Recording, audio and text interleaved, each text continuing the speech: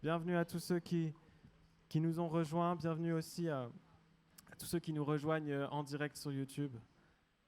Que vous puissiez profiter vraiment de ces temps pour donner votre cœur à Dieu, louer pleinement le Seigneur et puis aussi être édifié par la louange de votre frère et de votre sœur à votre droite, à votre gauche. Ça fait tellement du bien d'entendre l'Église chanter et prier. Moi, ça me fait beaucoup de bien en tout cas. Et je sais que c'est Dieu qui agit en nous. Amen. Alléluia. Simplement, ce matin, nous voulons dire que le Seigneur est grand. Amen. Alléluia.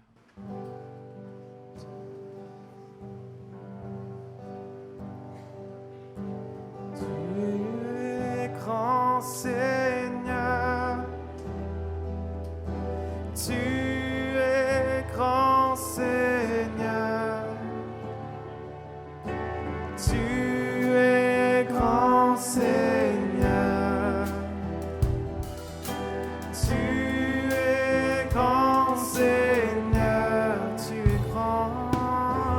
Tu es grand, Seigneur. Si grand. Tu es grand, Seigneur. Au-dessus de tout. Tu es grand, Seigneur. Tu es grand, Seigneur. Tu es magnifique, digne de nos louanges. Tu es grand, Seigneur. Magnifique, digne de louanges. Tu es grand, Seigneur. Tu es grand. Tu es grand, Seigneur. Chantons. Tu es grand, Seigneur. D'une seule voix. Tu es grand, Seigneur. Notre roi. Tu es grand, Seigneur. Magnifique, magnifique, digne de louange. Tu es grand, Seigneur. Magnifique, digne de louange. Tu es grand, Seigneur. Tu es magnifique, digne de louange. Tu es grand, Seigneur.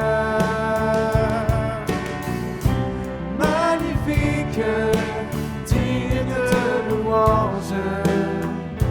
Tu es grand, Seigneur. Tu es grand.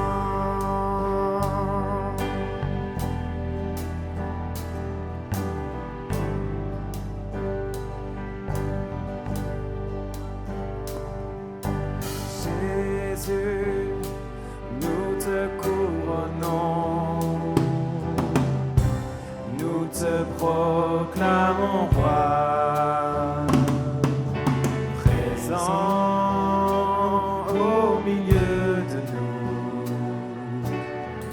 Nous t'élevons par nos chants, nous t'adorons, nous t'exaltons. Viens établir ton trône éternel. Par nos louanges, nous t'invitons. Viens Jésus, prends la place du roi.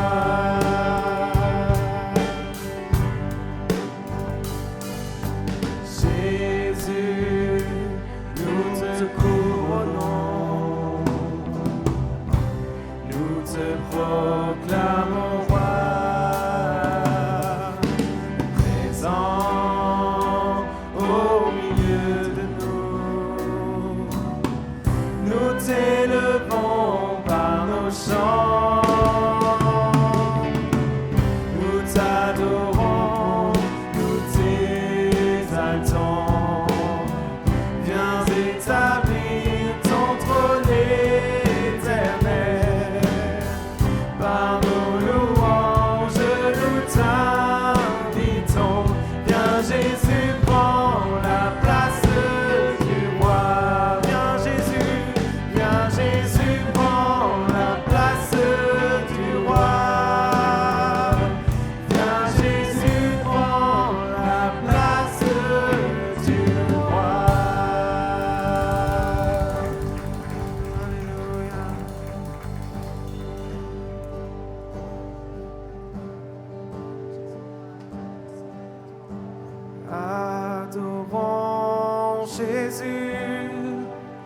prosternons nos cœurs, inclinons nos vies.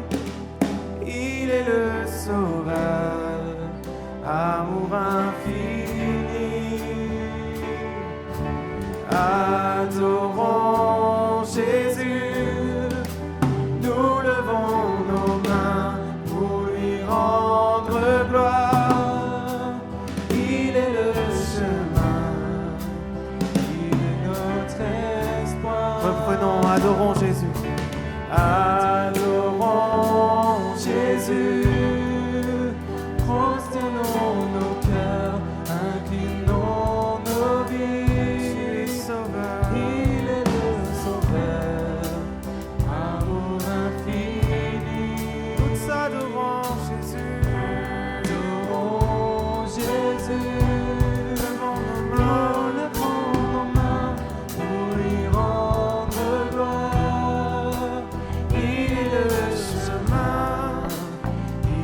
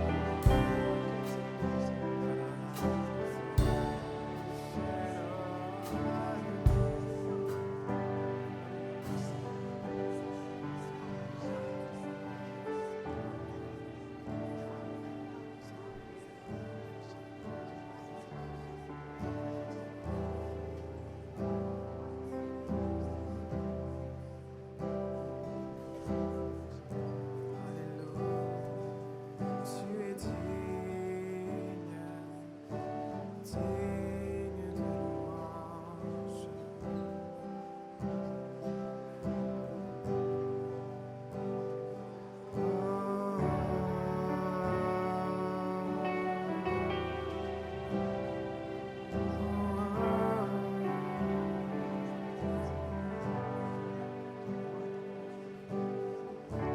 Digne est l'agneau sacrifié, il est saint, il est saint.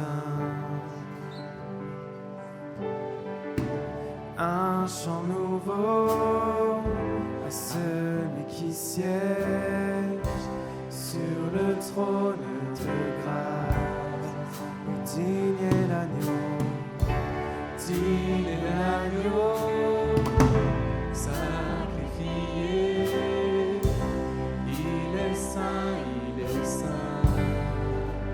Chant nouveau s'élève, un chant nouveau à celui qui siège sur le trône de grâce. Saint, oui saint, trois fois saint, et le Seigneur tout-puissant, qui est et qui revient. Je chante avec la création, louange au roi des rois. Oui, tu es tout pour moi, et je veux t'adorer.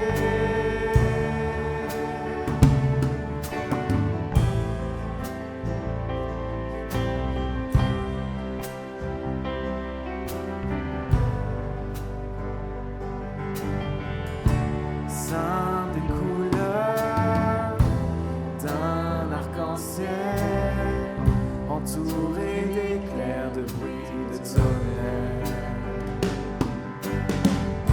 Louange, honneur et puissance, force et gloire sont à toi. S'adresse au roi des rois. Saint, oui saint, trois fois saint, le Seigneur tout-puissant, qui est et qui revient. Je chante avec la création, louange au roi des rois. Oui, tu es tout pour moi, et je veux t'adorer.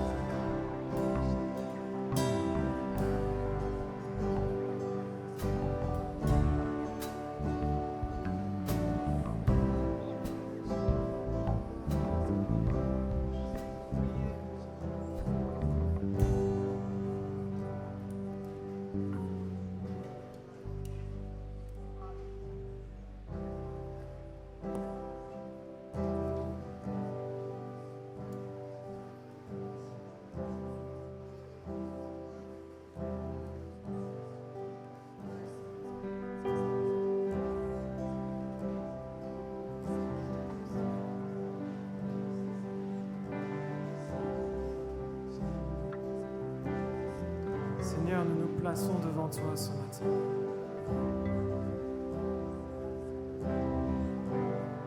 Non seulement en tant qu'individu, mais en tant que peuple de Dieu, en tant qu'épouse de Christ.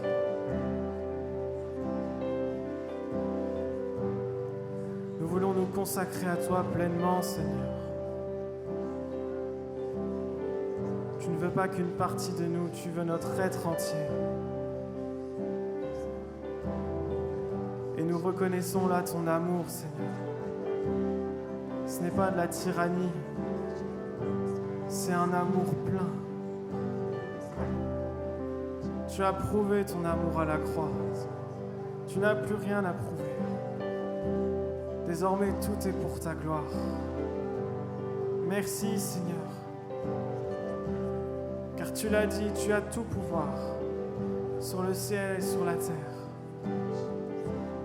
Tu as vaincu la mort, vaincu le péché. Et en toi, encore aujourd'hui, nous trouvons la guérison pour tous nos frères et sœurs malades. Nous avons la délivrance pour tous ceux qui sont encore tenus dans les pièges de l'ennemi. Seigneur, tu as vaincu l'ennemi. Tu as vaincu le péché. Nous n'avons plus à craindre. Nous sommes dans la paix, une paix qui dépasse toute compréhension. Seigneur, que ton Église se livre à toi entièrement. Revêt-nous de ton esprit. Revêt-nous de ta puissance. Donne-nous l'assurance pour annoncer ta parole à tous ceux qui ne te connaissent pas. Viens par ta gloire, par ta puissance, Seigneur Jésus, montrer la grandeur de la bonne nouvelle.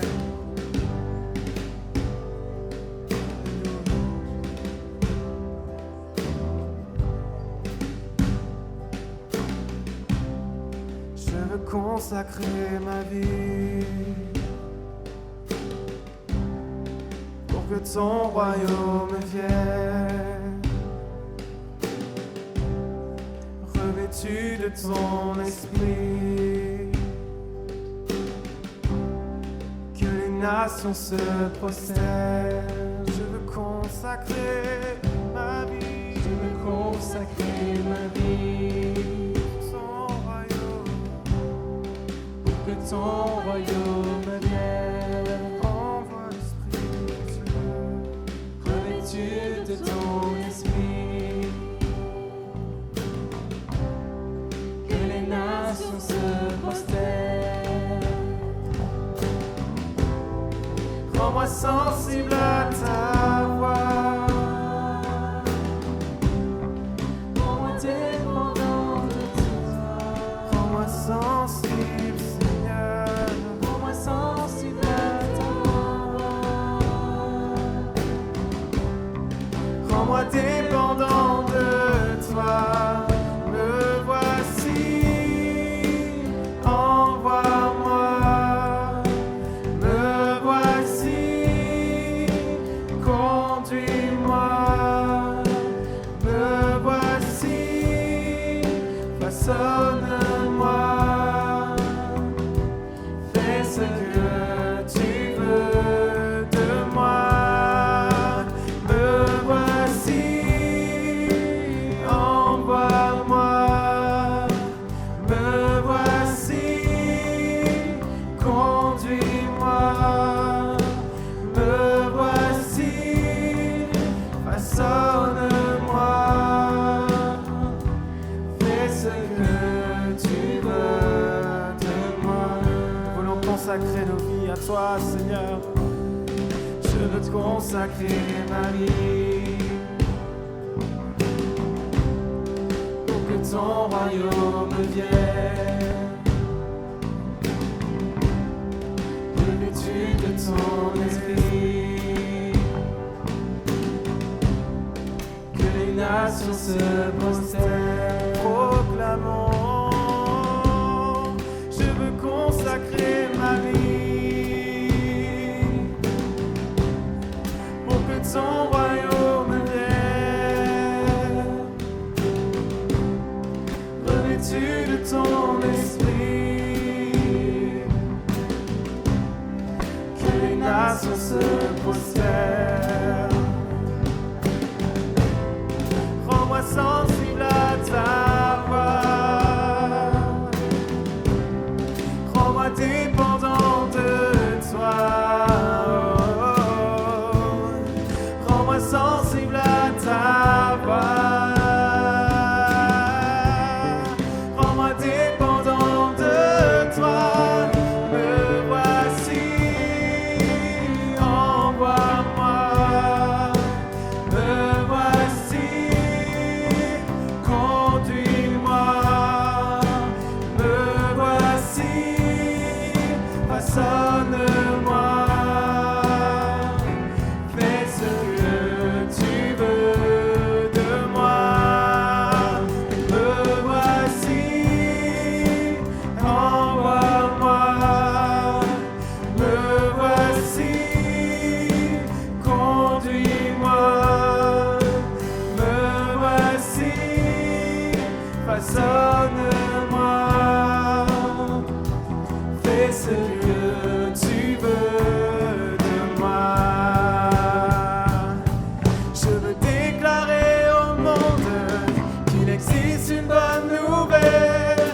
Et même si les flots m'inondent, je chanterai l'essentiel. Chaque jour, chaque seconde, je veux dépendre du ciel. Et même si le tonnerre gronde, je répondrai à l'appel. Je veux déclarer au monde qu'il existe une bonne nouvelle. Et même si les flots m'inondent, je chanterai l'essentiel. Chaque jour, chaque seconde, je veux dépendre du ciel. Et même si le tonnerre gronde, je répondrai à l'appel. Me voici, envoie-moi. Me voici, conduis-moi. Me voici, façonne-moi. Fais ce que tu veux de moi. Me voici, envoie-moi. Me voici, conduis-moi. Me voici, façonne-moi. Fais ce que tu veux de moi.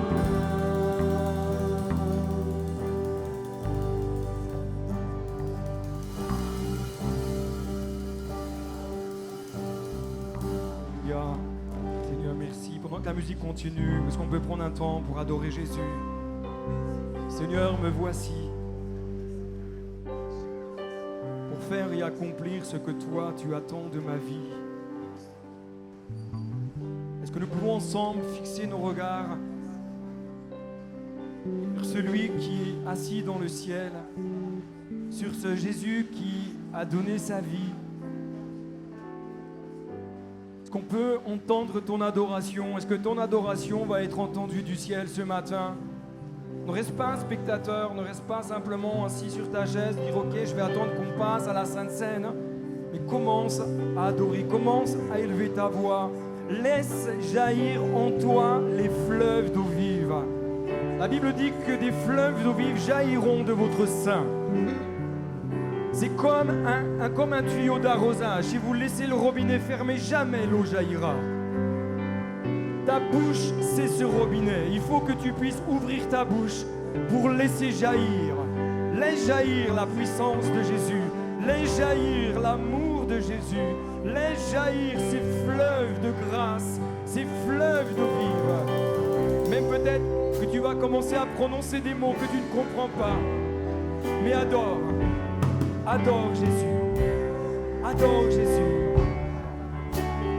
Nous te louons, Seigneur, nous t'adorons, Jésus.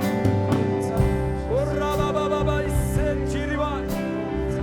Rabababa, il y a la cire.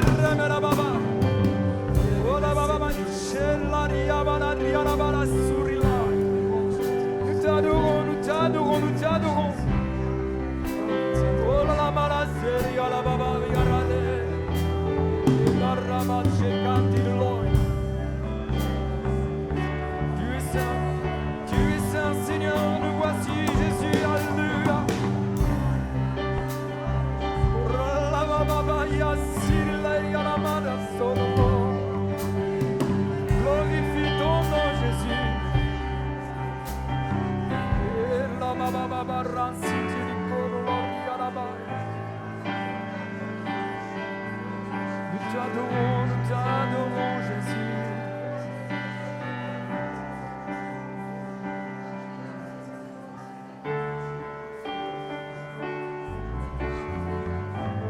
T'adorons en esprit et en vérité. Saint-Esprit, nous t'accueillons au milieu de nous. Saint-Esprit, nous t'accueillons au milieu de nous. Nous te laissons toute la place. Que tu puisses souffler maintenant. Souffle, Seigneur, souffle maintenant, souffle. Qu'un vent de rafraîchissement, Seigneur, puisse toucher les uns les autres.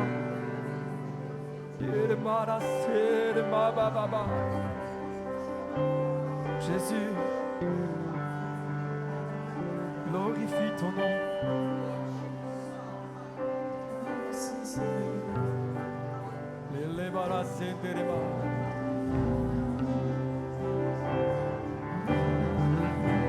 Pendant que nous nous préparons à prendre la Sainte Seine, j'aimerais, est-ce que c'est possible de m'afficher Colossiens 3, à partir du verset 12, un texte que Paul, en tout cas, fait partie d'une lettre de l'apôtre Paul à l'église de Colosse, va s'adresser aux chrétiens. Il va leur dire: ainsi donc, comme des élus de Dieu, saints et bien-aimés, revêtez-vous d'entrailles de miséricorde, de bonté, d'humilité, de douceur, de patience. Supportez-vous les uns les autres. Et si l'un a sujet de se plaindre de l'autre, pardonnez-vous réciproquement, de même que Christ vous a pardonné, pardonnez-vous aussi.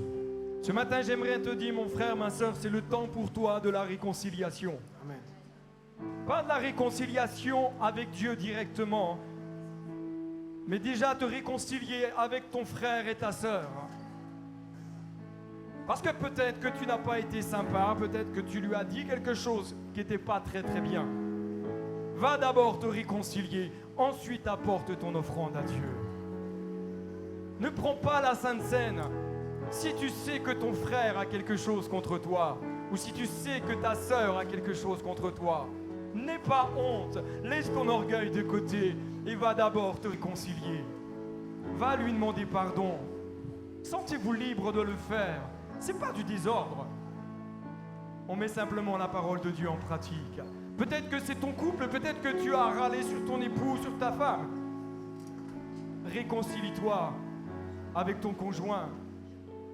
Peut-être que tu as crié sur tes enfants ce matin avant d'arriver et que c'était injuste. Va d'abord te réconcilier avec tes enfants. Ne prends pas la scène d'une manière trop rapide.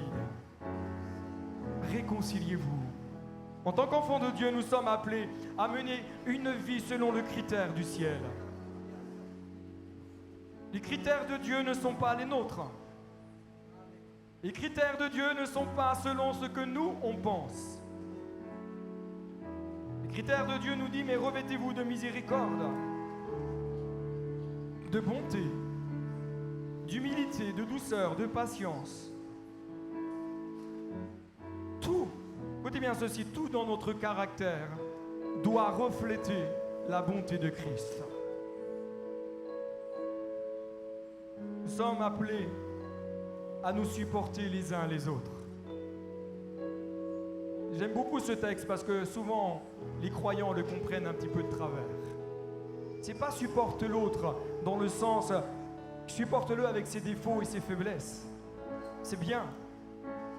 Mais le texte nous dit supporte l'autre, c'est dire sois un support pour l'autre, sur lequel il va venir s'appuyer parce que lui il est en faiblesse et tu le supportes, tu le portes, alors que peut-être lui ou elle a un peu de mal à avancer.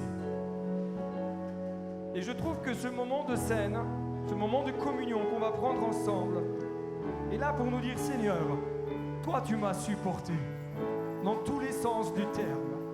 Mais tu es là encore chaque jour pour m'aider. C'est sur toi que je m'appuie. Parce que tu es le grand vainqueur. Parce que tu es celui qui a remporté la plus grande et la plus belle des victoires que cette terre ait pu porter. Alors Seigneur, je veux prendre ce moment de scène d'une manière digne de toi et te dire Seigneur tout simplement merci. Merci pour ta grâce. Merci pour ton amour et ta miséricorde. Merci pour ta patience. Merci pour ta bienveillance. Est-ce qu'on peut se lever ensemble? Si vous avez votre kit de Sainte Seine, qu'on puisse partager ce temps ensemble et dire Seigneur, merci pour ta vie donnée. Ce pain qui représente ton corps qui était meurtri pour nous.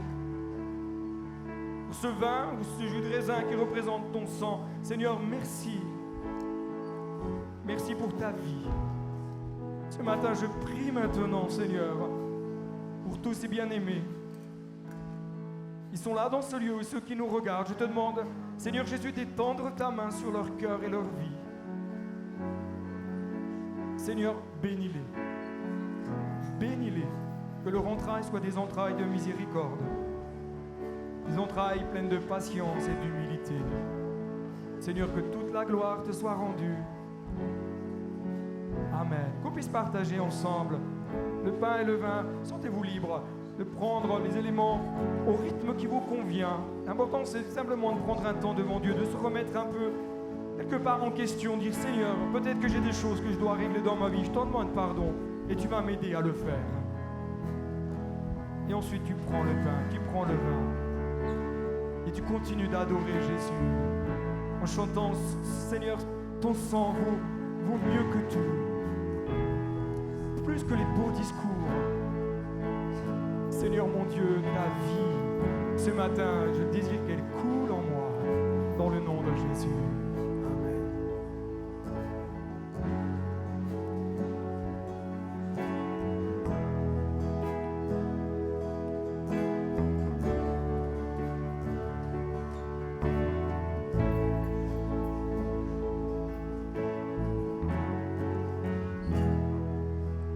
Ton sang parle beaucoup mieux que tous les 20 discours entendus sur la terre. Il parle pour ma défense, proclame la justice. Jésus, c'est ton sang.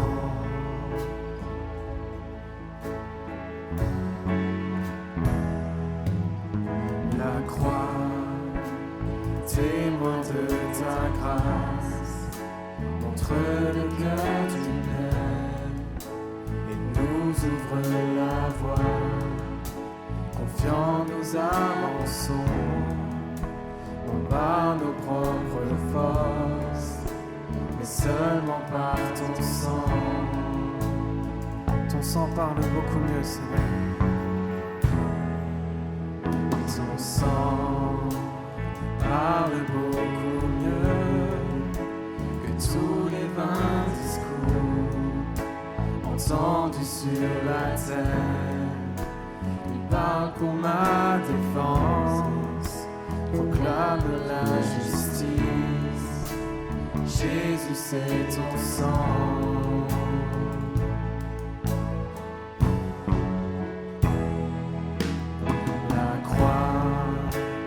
Témoin de ta grâce, montre le cœur du Père et nous ouvre la voie. Confiants, nous avançons, non par nos propres forces, mais seulement par ton sang.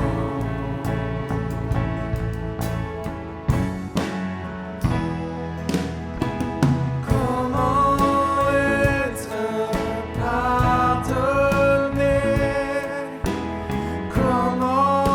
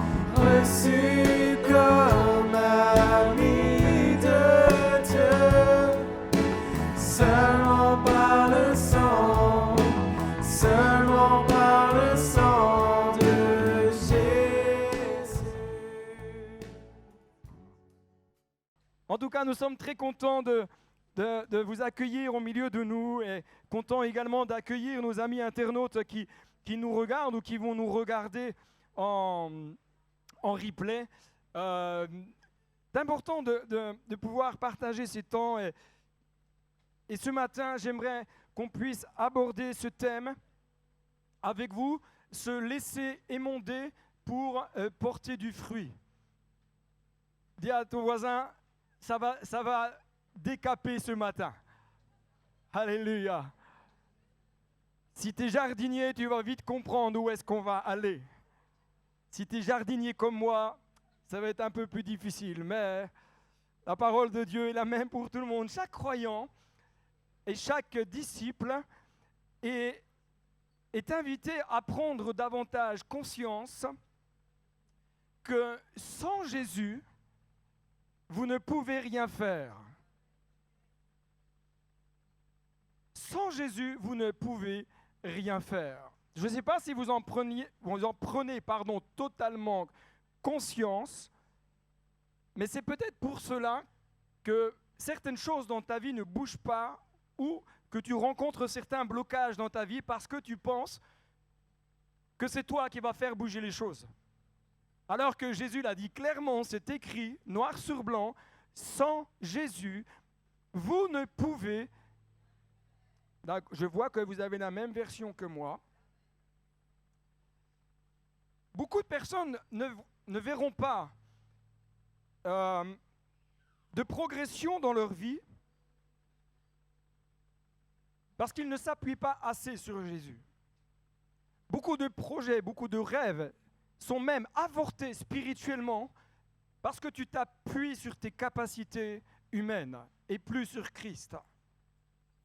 Beaucoup d'éléments, de choses ne s'accompliront pas dans votre cœur parce que vous ne laissez pas le Saint-Esprit faire son œuvre en vous. Beaucoup de croyants dissocient Jésus et l'œuvre du Saint-Esprit. Mais le Saint-Esprit a été envoyé pour Jésus pour accomplir les desseins du ciel. Si tu ne laisses pas le Saint-Esprit faire son œuvre en toi, tu ne laisses pas Jésus faire son œuvre en toi. Tu auras beau prier Jésus, mais vu que tu ne laisses pas le Saint-Esprit faire son œuvre, du coup tu es dans une forme de résistance humaine et tu ne comprends pas pourquoi tu en es encore au point zéro au bout de 40 ans de conversion. Dis à ton voisin, c'est pas normal. Il y a un truc qui cloche. C'est pas normal. Beaucoup d'enfants de Dieu vont stagner dans leur vie, et ça c'est un constat qui est triste quand on est dans le ministère.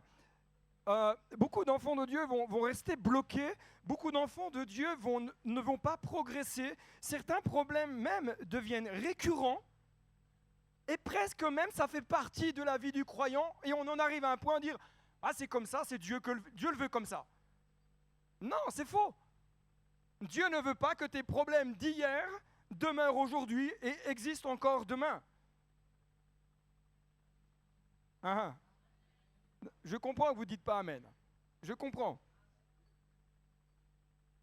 Le cœur de l'homme, le vôtre, pas le mien parce que moi je suis différent de vous. Le cœur de l'homme a bien du mal à accepter que Dieu soit au contrôle et que ce soit lui qui fasse les choses dans notre vie. Je ne sais pas comment vous êtes dans votre vie personnelle, parce que vous avez les chrétiens qui sont les chrétiens le dimanche matin, et vous avez les chrétiens que vous retrouvez sur un terrain de foot, dont j'ai fait partie, honte à moi. J'avoue, je reconnais ma faiblesse et je reconnais mon péché. J'étais insupportable sur un terrain de foot. Insupportable. En dehors de l'esprit de la gagne, moi j'aime pas perdre. Alors, à partir du moment où l'arbitre a sifflé le coup de sifflet pour engager, il y en a un qui court partout, c'est moi. Presque il faut lui dire, mais arrête de courir, le match est fini, tout le monde est parti se prendre la douche. Le problème, c'est qu'à un moment donné, dans ma vie personnelle, j'ai accepté d'être ce que j'étais. Presque me dire, ouais mais je suis comme ça. Les autres doivent me supporter. Non. Et un jour, Dieu m'a dit, non David, le problème, c'est pas les autres, le problème, c'est toi. Dis à ton voisin, le problème c'est toi. C'est pas les autres. Alléluia quand même, hein? Et moi j'appelle ça comme ça, j'appelle ça le sécateur divin qui fait mal et en même temps qui apaise. Ah, ça fait mal sur le moment, mais en même temps c'est une douleur apaisante. Alors c'est un peu bizarre, mais nous avons besoin d'apprendre, frères et sœurs, à collaborer avec Dieu et à collaborer avec le Saint-Esprit.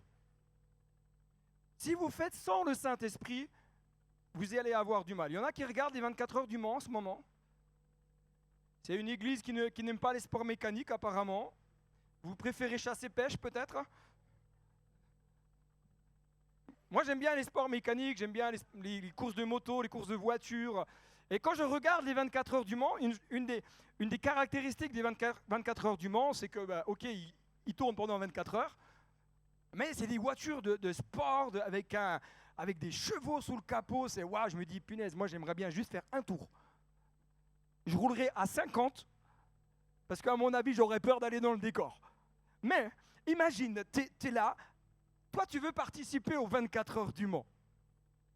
Bon, tu n'as pas les moyens de t'acheter la voiture de sport qu'ils ont, donc tu viens avec ta Fiat 500. Wow. Tu sais, la Fiat 500 bleu ciel. Tu l'as piqué à ta femme, elle t'a mis des stickers avec des fleurs.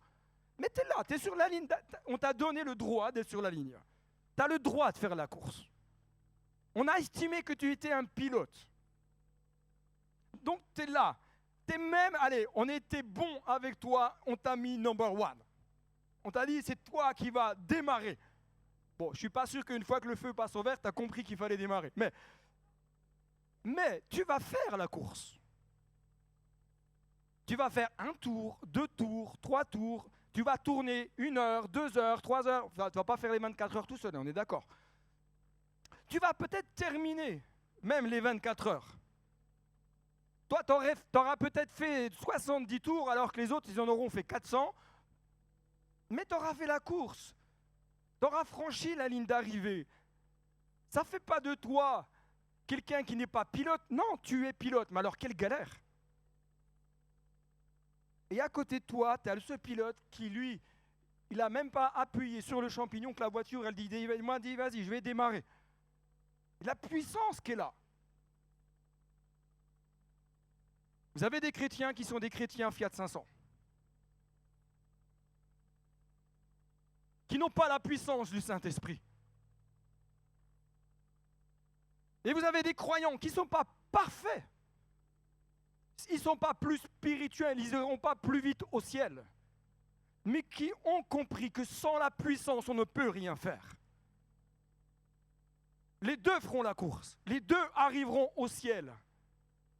Mais l'impact ne sera pas le même. Pourquoi? Parce qu'il y en a un qui aura décidé de laisser la place au Saint-Esprit.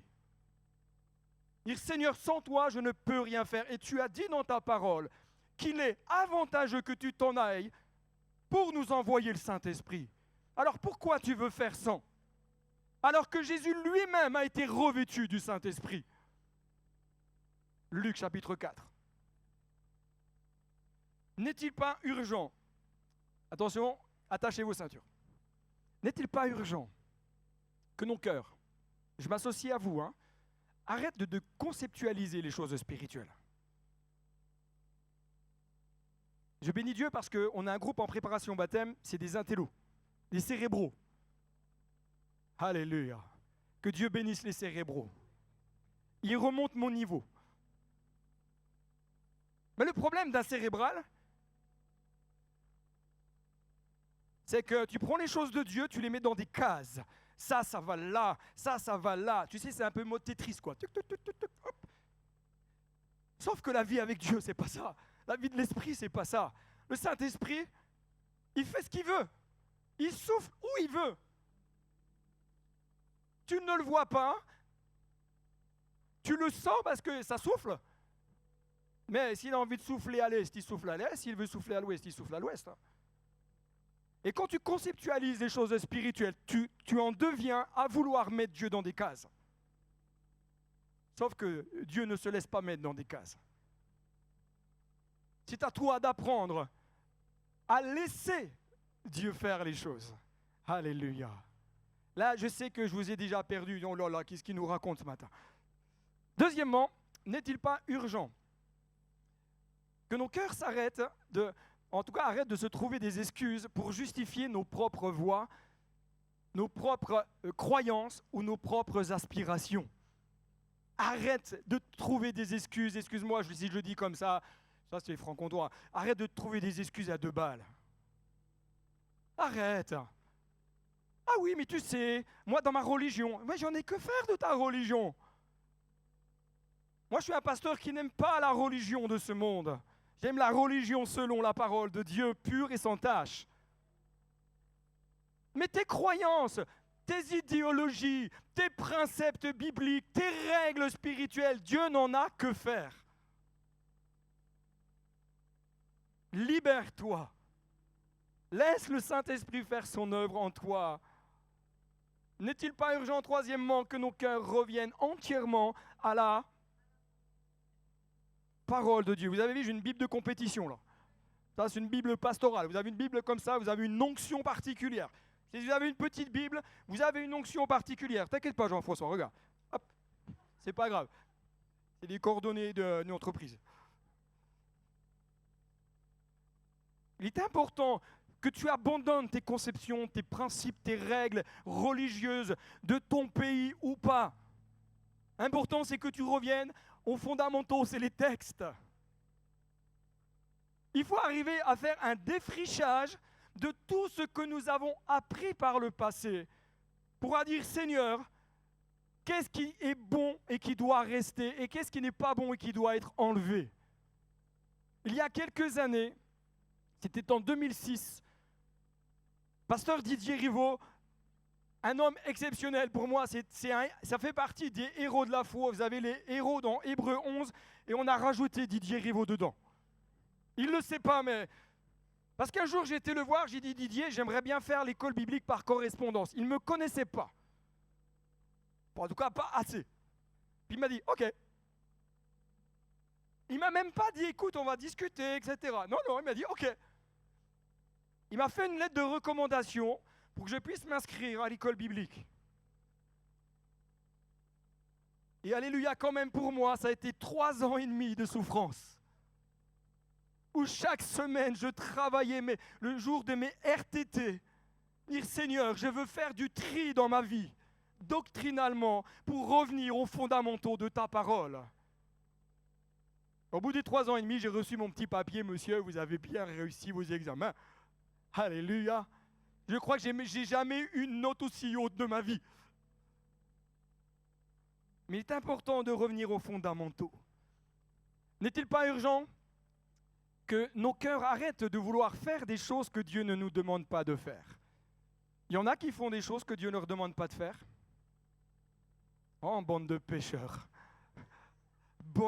Non, les pécheurs, ce n'est pas ceux qui lèvent la main, c'est ceux qui ne lèvent pas la main. Parce que vous n'osez pas dire, oui, moi je fais des erreurs. Moi, je n'ai pas de problème avec ça. Mon humanité, vous commencez à me connaître. Moi, je n'ai pas de problème à dire, ouais, je fais des erreurs. De toute façon, vous le savez. Donc, Mais nous avons besoin d'arrêter. On perd du temps. Et quand on perd du temps, on perd du temps. On se fatigue. Et on fatigue les autres. N'est-il pas urgent que nos cœurs arrêtent de chercher ses propres intérêts pour commencer à chercher les intérêts du royaume de Dieu? C'est-à-dire que dans ta vie chrétienne, tu vas arrêter de faire des choses pour Dieu pour ton intérêt. Il y en a qui servent Dieu, je ne parle pas d'ici, je parle vraiment d'une manière générale. Il y en a parfois, ils servent Dieu parce que c'est leur intérêt. Comme ils ne réussissent pas dans la société, ils pensent qu'ils vont réussir dans l'église. Alors ils servent, mais dans un objectif de pouvoir se valoriser. Vous en avez parfois des personnes qui courent après les titres.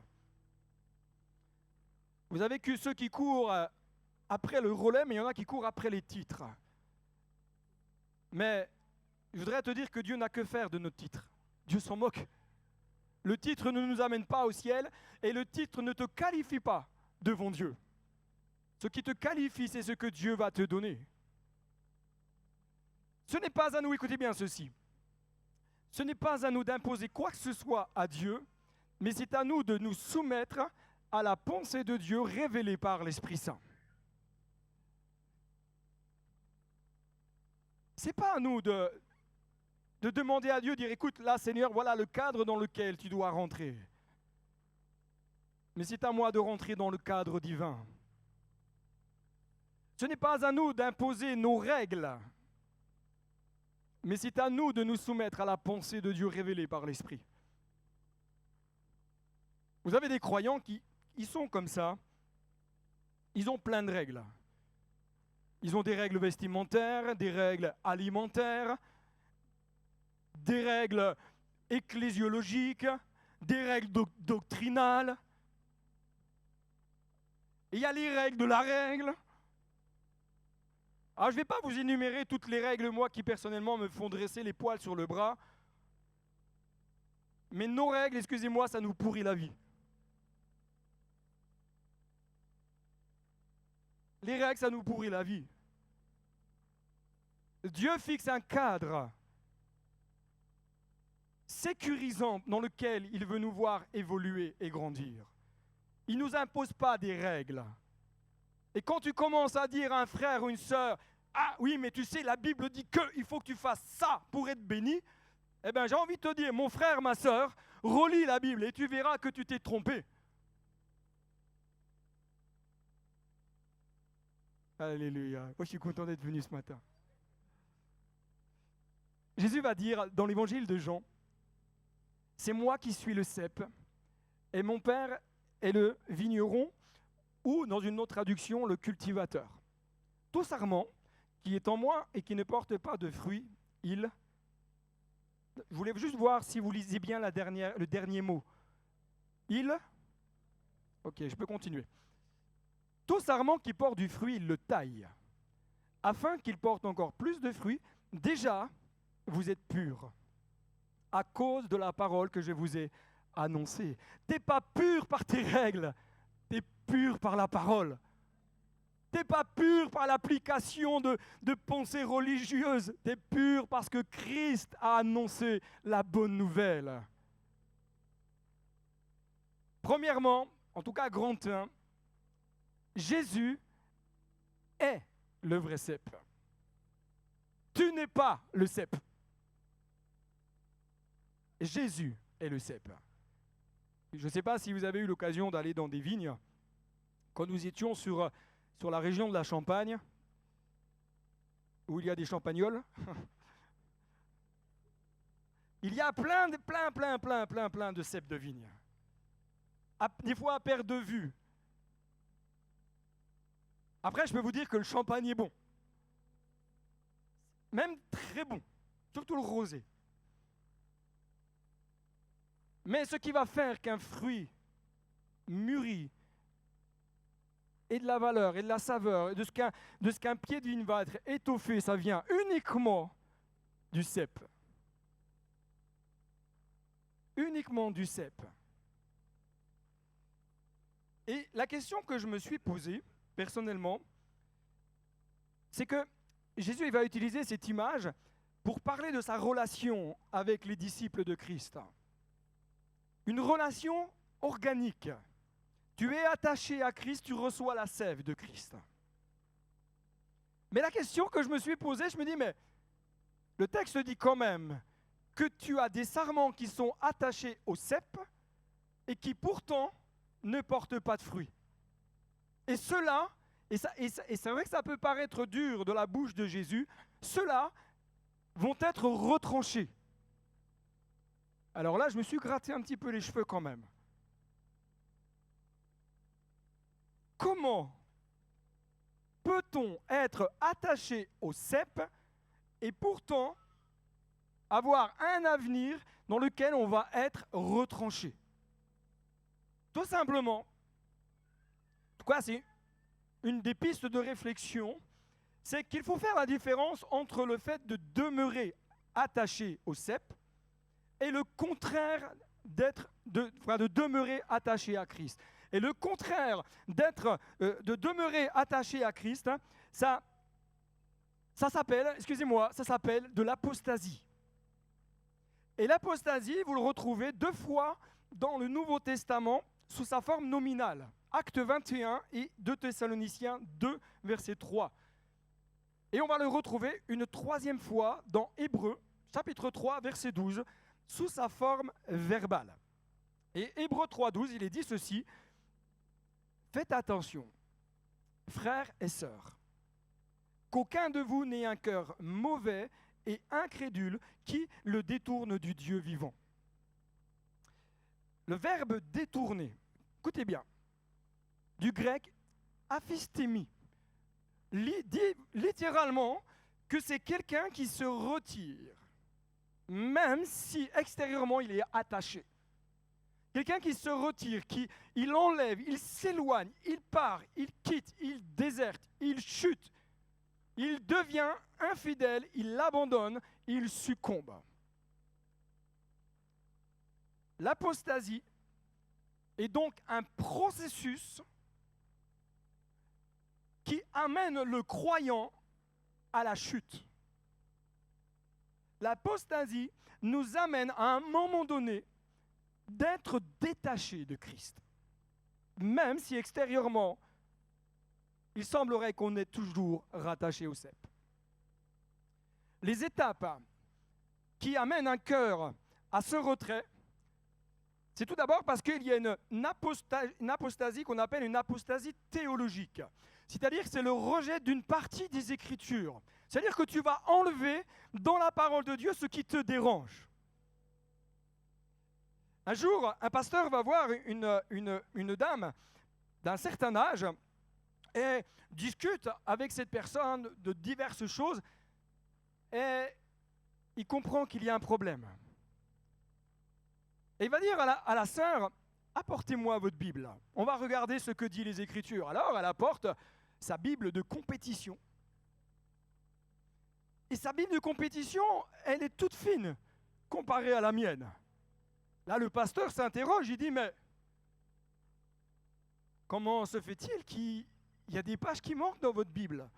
Ah, vous savez, pasteur, moi, quand je lis les chroniques, j'arrive là, ça ne me plaît pas. Puis je vais un peu plus loin. Isaïe, c'est bien. Ouais, mais là, c'est trop dur. Mais je continue, hein. Ézéchiel. Non, Ézéchiel, non. C'est les prophètes, non, ça va pas. Évangile de Jean, c'est l'apôtre de l'amour. Ouais, mais Jésus a quand même dit que certains seraient retranchés. Non, moi, j'en veux pas. Vous inquiétez pas, c'est des pages blanches. C'est pas les pages de ma Bible, là. Non, mais est-ce que je vois que les yeux qui sont là? Peut-être, je vais dire honnêtement, peut-être que tu ne fais pas comme cette dame, peut-être que tu ne prends pas les pages et puis tu les jettes comme ça. Mais comme tu lis que les psaumes, tu retranches les autres livres de la Bible. Il y a 66 livres dans la parole de Dieu. 66. Tu en as lu combien depuis ta conversion? De différents. Qui a lu les 66 livres au moins une fois? Qui a lu les 66 livres au moins 2 fois? Ça commence déjà à baisser là. Qui a lu les 66 livres plus de 5 fois? Qui a lu plus de 10 fois? Qui a lu plus de 15 fois? Alléluia! On est des héros de la foi. Mon frère, ma soeur, ça c'est un problème. Parce que tu veux enseigner les autres et tu n'as jamais lu la Bible en entier. Tu veux prêcher, tu n'as jamais lu la Bible en entier. Comment tu peux prêcher si tu n'as jamais lu la Bible en entier? Un pasteur un jour a dit ceci, et moi je l'ai pris pour moi, en tout cas je l'ai gardé dans mon cœur. J'en fais pas une règle, J'en fais pas une règle. En tout cas, c'était vraiment ce que Dieu m'a demandé à ce moment-là. Il disait, c'est un pasteur qui a, en tout cas, je ne vais pas dire pasteur, c'est un ministère. Un frère qui a un ministère d'enseignant. Et il disait, j'ai commencé déjà à lire ma Bible 10 fois avant de commencer à l'étudier. Et ça a fait écho dans mon cœur. Je me suis dit, pour bien connaître, il faut lire, approfondir, avant de pouvoir étudier. Et j'ai relevé le défi à lire ma Bible en 1 an. Une fois par an. Je lui dis, si je le fais sérieusement, au bout de 10 ans, j'ai lu ma Bible 10 fois. J'ai relevé le défi. Avec des pics comme ça, je lisais 25 000 chapitres par jour, et des fois, je lisais 3 versets, c'était dur. Au bout de 10 ans, j'ai lu ma Bible 10 fois. Ça fait plus de 30 ans que j'ai donné ma vie à Jésus et je continue de lire ma Bible en entier. Je ne peux pas parler de Dieu si je ne connais pas Dieu. Autrement, je tombe dans l'apostasie théologique. Je ne peux pas dire je connais Dieu si je n'ai jamais lu le prophète Habakkuk. Ce n'est pas dans un livre de cuisine, hein? C'est bien dans la parole de Dieu. Tu veux commencer à enseigner, lis la Bible. Tu veux que tes enfants se convertissent, lis la Bible. Comment tu vas leur parler des richesses spirituelles si toi, tu n'as jamais lu la Bible? Quand tes enfants, eux, te poseront des questions bizarres. Moi, j'en ai un à la maison, lui, c'est le pro. C'est le troisième de la famille, on a l'impression qu'il s'est dit, moi, je vais leur poser toutes les questions bizarres. Et un jour, il me dit, papa, pourquoi Satan a accès au ciel dans le livre de Job? Oh là là, j'ai dit, toi, tu sors d'où, toi? J'ai alien, sors de ce corps. Si je ne connaissais pas la parole de Dieu, je serais bien embêté. Et ce qui est bien triste, c'est que parfois, il y a même des pasteurs qui ne lisent pas la Bible. S'appuient sur les messages sur Internet. S'appuient sur des ouvrages. C'est pas mauvais, les ouvrages. Attendez. Moi, j'aime la théologie. J'aime parfois me faire mal au cerveau. Mais rien ne remplacera la parole de Dieu. Même le plus grand des livres théologiques écrits par le plus grand des théologiens de la terre, rien ne devra remplacer la parole de Dieu. Les livres de théologie, c'est juste pour nous aider à comprendre parfois des choses que nous n'arrivons pas à comprendre.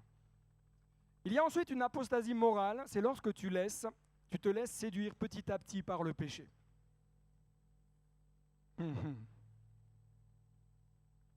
Quand tu laisses les choses, que tu dis, mais c'est pas grave, je suis comme ça. Dieu va faire avec. Non. Ton péché t'empêche d'aller plus loin. Excuse-moi de te le dire, mon frère, ma soeur. Mais le péché, comme a dit Dieu, il y a un chrétien qui m'a trop fait rigoler un jour. C'est un frère que j'aime beaucoup. Il me dit, la chair, c'est nul. Je dis, ah, excellent. Je dis, ça, c'est une bonne réplique, il faut que je la garde. La chair, c'est nul. Le péché, c'est nul. Le péché t'emmène en déperdition. Le péché te pourrit la vie. Le péché t'empêche de vivre les bénédictions du ciel. Le péché nuit à ton couple. Le péché nuit à ta vie de célibataire. Les étapes qui conduisent à ce retrait, parce que tu ne vas déjà pas prendre au sérieux la parole de Dieu. Une deuxième étape, c'est que tu te laisses plus prendre par les réalités de ce monde que par la réalité de la vie de l'esprit. Une troisième étape, c'est que tu endurcis ton cœur et tu ne prends pas en compte les avertissements du Saint-Esprit. Presque, il y en a qui disent « Ah, ben j'ai péché. Je ne suis pas né de la dernière pluie, hein. Tu me la feras pas, moi, celle-là. Non, tu as des signaux qui se mettent, hein. Quand tu vois le signaux rouge, là, puis qui t'annonce le tram va arriver, tu ne te dis pas « Ouais, ben ça, je vais passer quand même, hein. » Tu as des signaux que le Saint-Esprit te met devant toi et te dit hey, « Mon frère, ma soeur, là, oh, c'est pas un endroit pour toi. Qu'est-ce que tu fais là? Tu vas danser la lambada du samedi à dimanche et puis tu vas être le dimanche matin au culte. Oh, problème là. Peut-être que le troisième verre d'alcool, problème, parce que non, il y a un problème pour toi de ce côté-là. Je dis pas qu'il faut pas boire du tout, hein. Moi, j'aime bien le bon vin. J'y connais pas grand-chose, mais j'aime bien. J'arrive à goûter quand même. Des fois, je dis, il est bon ce vin. Puis avec le comté, ça marche bien. Mais entre je donne satisfaction à mes papilles et je repars comme la tour de Pise, il y a un problème.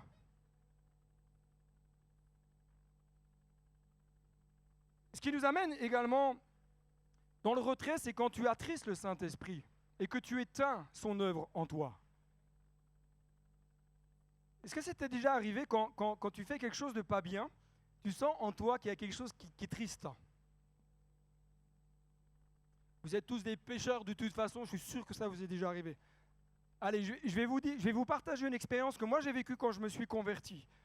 J'ai 17 ans et dans le cadre de mes études, j'ai été travailler à Jougne, dans un restaurant, puisque je faisais des études en restauration, et je venais de me convertir. Donc, pas très sage, manque de maturité, etc., etc. Et je me retrouve isolé pour 2 mois à Jougne. Alors, un cadre superbe. Quand il n'y a pas de nuages, on voit le Mont Blanc au loin. C'est vraiment le cadre est super. Extérieur. Et à un moment donné, au 13 juillet, comme dans beaucoup de villages, il y a le feu d'artifice. Et là, tout le village vient dans le champ du voisin. Il y a un spectacle, etc. Il y a des feux d'artifice. Du moins, il y a quelques pétards mouillés qui montent. Et à un moment donné, on me dit « Hey, tu viens ? Il y a une soirée là, juste après. » Et là, je sens en moi, ça fait « Ling, ling, ling, ling, ling, ling. » Et là, je fais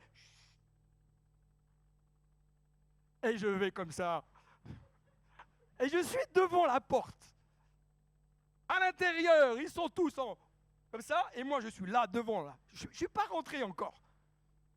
Et je sens en moi quelque chose qui me dit « Mais qu'est-ce que tu fais là ?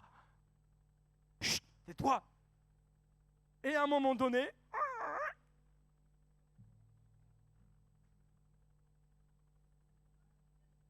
et je profite de la soirée. Mon épouse, on n'était pas mariés, on n'était pas ensemble, n'inquiétez pas.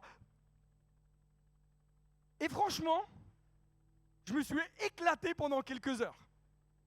À l'instant où j'ai fait le sens inverse et que je suis sorti,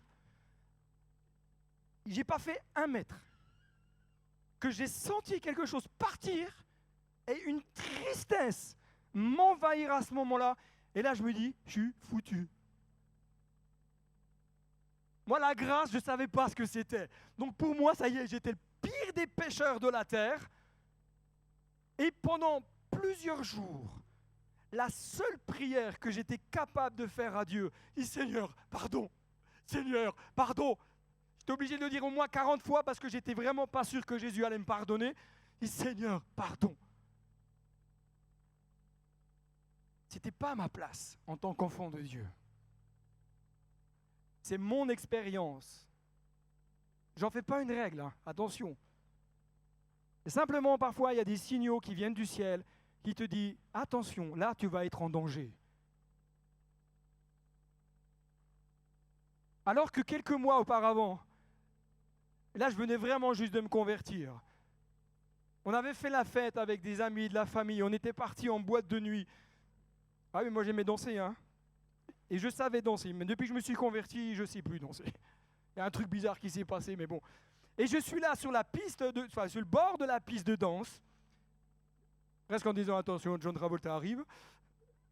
Et d'un seul coup, vous savez, c'est comme dans les films. Je ne sais pas si ça vous est déjà arrivé. J'ai l'impression que tout s'est mis au ralenti autour de moi.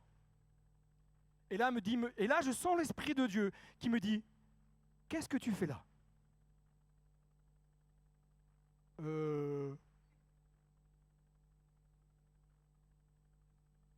Et là, j'ai commencé à dire « Seigneur, apprends-moi à ne pas éteindre la voix de ton esprit en moi. Apprends-moi à écouter quand tu me donnes des petits signaux comme ça. Dis, ouh. » Grand 2, quand le sécateur divin vient pour te faire grandir. Et ça, je sais que les chrétiens, ils aiment bien quand le sécateur arrive comme ça. Clic, clic, clic, clic. Moi, comme je dis, comme je n'ai pas du tout la main verte, moi, j'ai préféré semer du bitume chez moi, à la maison qu'on avait, c'était plus simple. Mais je me dis, ouais, c'est quand même extraordinaire parce que la manière dont le cultivateur va émonder va produire quelque chose.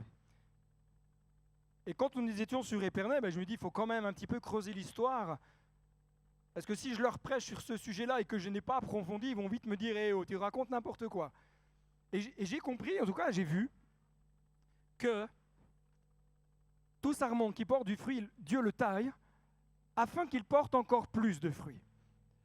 Et la manière dont Dieu va venir émonder ta vie va avoir un impact sur la qualité du fruit. Ton fruit va être meilleur, de meilleure qualité. Mais s'il taille d'une autre manière, sa taille va avoir un impact sur ton épanouissement spirituel. Tu vas t'étoffer dans ta vie spirituelle. Dieu n'émonde pas de la même manière à chaque fois, mais il émonde afin que tu portes du fruit. L'objectif du travail de l'Esprit de Dieu, c'est de vous amener encore à porter plus de fruits.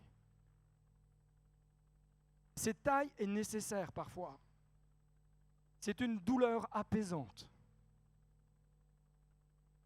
Le sécateur divin fait son travail pour que nos vies portent du fruit. C'est-à-dire qu'il va y avoir un changement dans nos pensées. Le sécateur divin vient faire son œuvre pour que tout ce qui freine la sève de Dieu puisse être enlevé. C'est-à-dire, Dieu va enlever toutes les pensées qui t'empêchent de progresser. Le sécateur de Dieu passe pour enlever tout ce qui étouffe. Et là, c'est un processus de libération. Demeurez en Christ pour porter du fruit. Jésus va dire, demeurez en moi et je demeurerai en vous.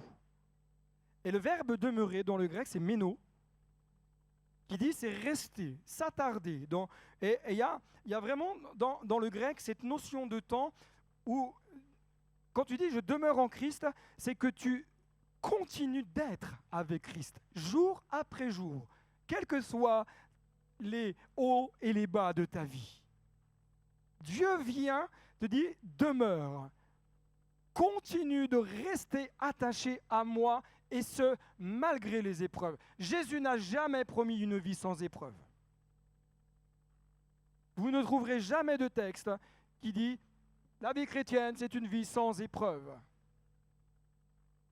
Mais par contre, on sait que, même si nous sommes tentés, la tentation ne sera pas trop forte pour nous. Parce que Jésus, il mise sur toi, il a confiance en toi. Il sait que tu vas tenir. C'est pour ça que la tentation ne sera pas trop élevée.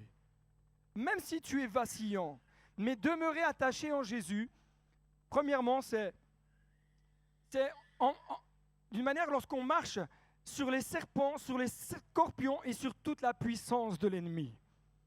Ce matin, lorsque je priais, je prenais un temps, j'étais ici à l'église, et vraiment je me plaçais devant Dieu parce que pour moi, il est important que lorsqu'on est prédicateur, on prenne du temps dans la prière avant.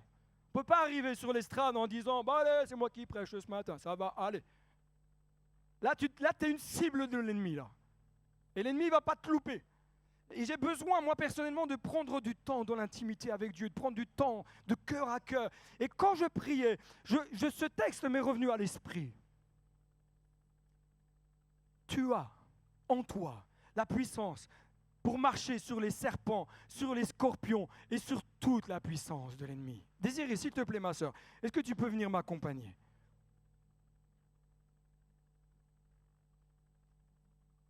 Il est important, frères et sœurs, que tu puisses comprendre que ce n'est pas parce que tu es chrétien qu'il n'y aura plus d'oppression. Ce n'est pas parce que tu es chrétien que tu n'auras plus d'opposition. Mais en Jésus, tu as la possibilité de marcher sur les serpents, sur les scorpions, sur toute, il n'est pas dit sur une puissance, sur toute la puissance de l'ennemi. Quand tu marches par la foi, quand tu es là dans la intercession, dans la prière, tu dis à Satan, je marche sur ton autorité. Parce que je suis dans une position d'autorité supérieure à la tienne. J'ai autorité sur ton influence, sur les pensées que tu envoies dans mon esprit. Tu as autorité sur les serpents, ce qui vient te mordre pour injecter en toi un poison. les pensées de dévalorisation, les pensées de culpabilisation, culpabilisatrice. Bref, vous m'avez compris. Les pensées négatives, les pensées qui dévalorisent, les pensées qui te disent que tu n'y arrives pas, que tu ne mérites pas, que de toute façon tu vas finir toute ta vie avec la misère du monde sur les épaules parce que tu as trop fait d'erreurs. Ça, ce sont des morsures de serpent. Il injecte un poison dans ta vie, mais tu as autorité. Tu as autorité sur le scorpion. La douleur, parfois, elle est intense. Mais tu as autorité. Tu écrases l'ennemi. Maintenant, tu es vaincu. Tu n'as plus de droit. Et sur toute la puissance de l'ennemi. C'est-à-dire que dans la prière, mon frère, apprends cela. Apprends à chasser les esprits d'affliction. Le combat spirituel. Beaucoup d'enfants de Dieu restent dans des luttes et des combats parce qu'ils ne combattent pas selon les règles de Dieu. Tu as autorité. Et ce matin, pendant que nous prions, pendant que nous étions dans ce temps de louange, Dieu m'a dit ceci. Il y a quelqu'un qui est dans l'oppression dans son couple. Cette personne rencontre des difficultés qui l'ont conduit à faire des choses qui laissent à l'ennemi un accès sur ta vie. Ce matin, Dieu s'adresse peut-être à une autre personne qui dit: tu as besoin d'être libéré de toute forme d'oppression. Et une troisième pensée qui me disait ceci: mais ce qui va te libérer, c'est ton adoration. Je ne sais pas si ces paroles concernent plusieurs personnes, peut-être uniquement sur Internet. Mais tu dois commencer à marcher. Marche sur la puissance de l'ennemi. Mais vous savez, moi je suis quelqu'un qui a besoin d'imager les choses pour bien les ancrer. Et quand je prie, je dis: Satan, je t'écrase. Tu n'as plus de pouvoir sur ma vie. Tu n'as plus de pouvoir sur la vie de mes enfants. Tu n'as plus de pouvoir sur la vie des frères et sœurs. Je t'écrase, tu es déjà vaincu.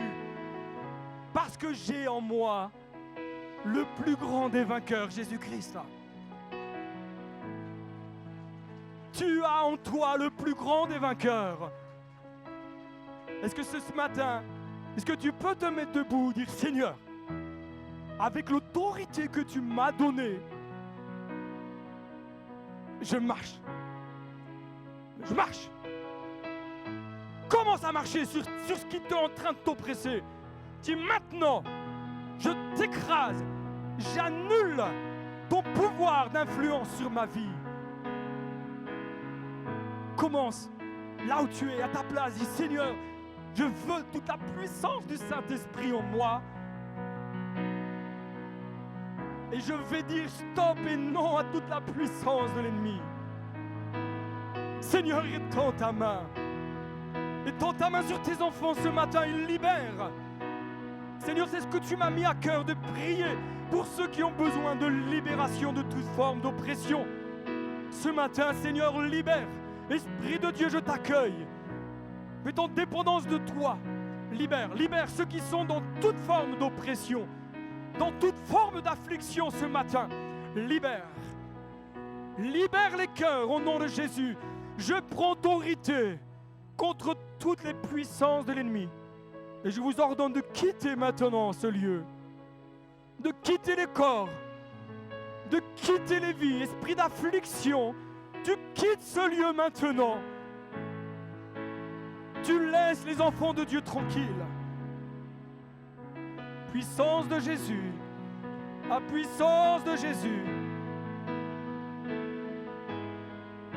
Puissance de Jésus. Envoie, Seigneur, ta puissance maintenant.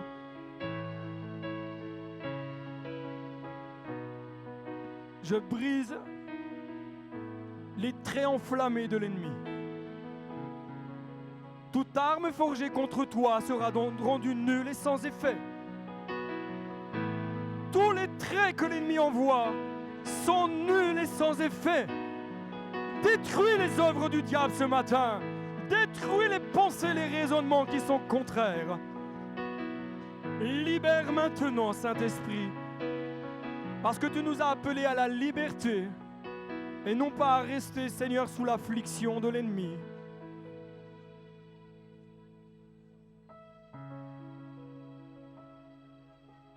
En demeurant en Jésus, nous pouvons marcher sur nos tempêtes. Toute ta difficulté peut être gravie parce que tu es en Jésus. En demeurant en Jésus, nous pouvons ordonner à nos montagnes de se jeter dans la mer. C'est plus dit, Seigneur, fais en sorte que ma montagne de difficulté qui est là, s'il te plaît, qu'elle s'en aille. Non, commence à dire à ta montagne, maintenant tu te jettes dans la mer. Au nom de Jésus, et je ne veux plus te voir. Ordonne à ta dépression de quitter ton corps.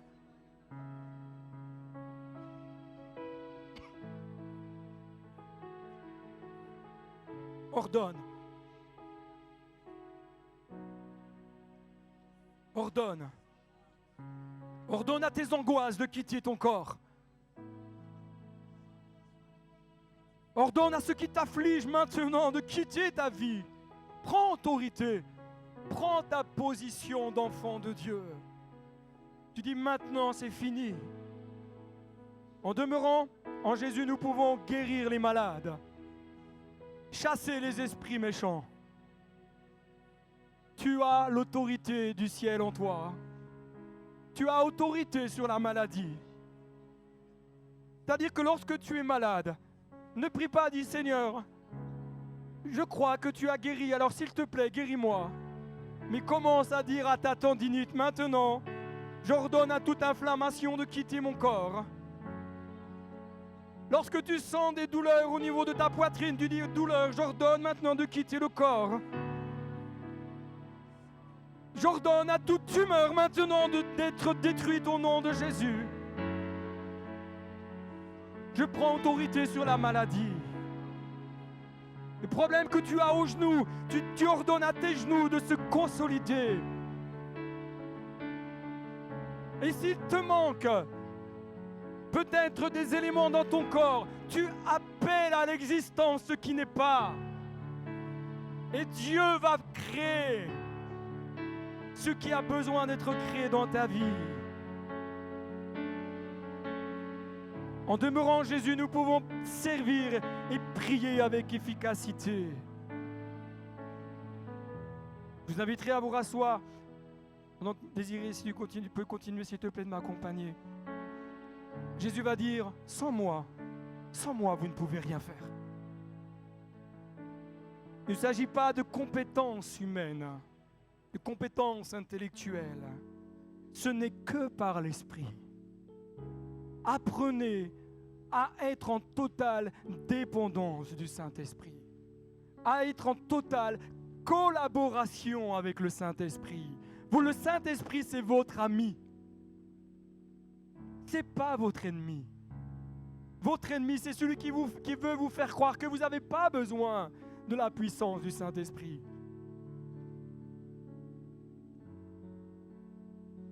Saint-Esprit dit, mais voilà, quand tu as le pouvoir du grec dunamé, c'est dire que le Saint-Esprit te rend capable.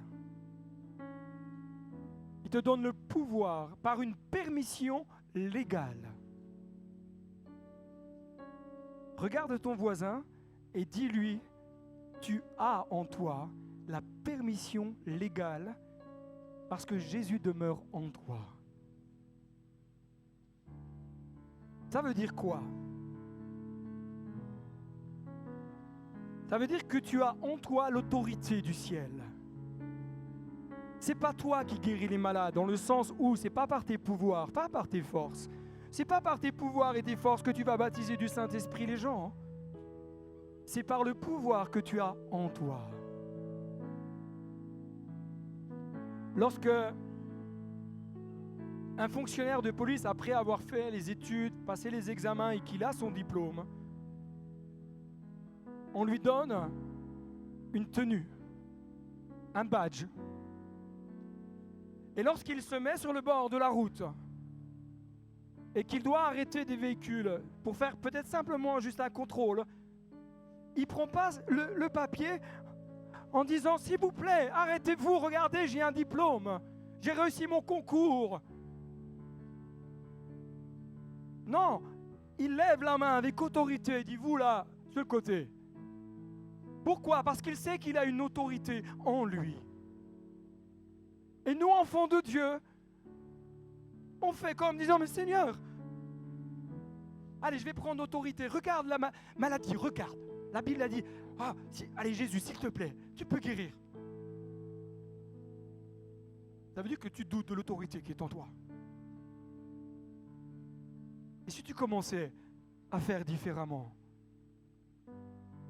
et à ordonner à ce qui te fait mal de partir, tu commençais à exercer ton autorité. Si vous demeurez en moi, Jésus va dire, et que mes paroles demeurent en vous, vous demanderez ce que vous voudrez. Et cela vous sera accordé. Ce qui manifeste la gloire de mon Père, c'est que vous portiez beaucoup de fruits. Il y a vraiment une promesse extraordinaire pour ceux qui demeurent. Êtes-vous disciples de Jésus? Jésus va dire, vous serez alors vraiment mes disciples si vous portez du fruit. Si vous portez du fruit, vous serez alors mes disciples.